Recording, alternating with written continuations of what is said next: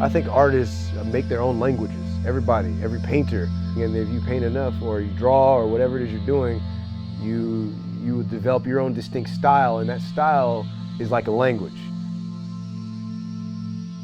For me personally, I'm doing this non-portrait thing. I've been doing those for a few years now because I used to do stuff that was just regular kind of portraiture. It was always, it's figurative, like you're working with the figure and you're using the figure as a way of exploring the human experience, you know. But then I got away from doing that. I got away from doing all the figurative stuff, and I got into more abstract stuff. That's when I was in graduate school. I started getting into work that's just purely abstract for a number of different reasons.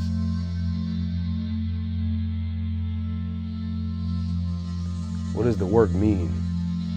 It means different things at different times, different moments, you know? For me, it's a way of trying to figure out what is this? Like, what are we doing as people? What is life?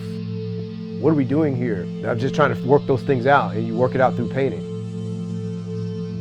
What does painting mean? It's like, what does life mean to me? If you're painting your experiences, you're painting your emotions, you're painting maybe an interaction with somebody. You're pulling from all these different aspects of yourself. It's never gonna be one thing, you know, it moves around.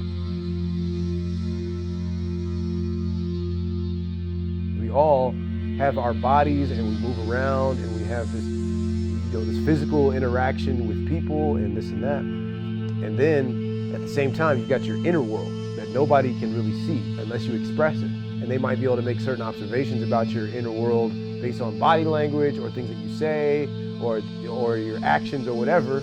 But also you could know nothing about what a person's actually thinking because it's completely invisible. It's the internal. That's a part of the human experience, to have that whole dynamic of being invisible and visible at the same time.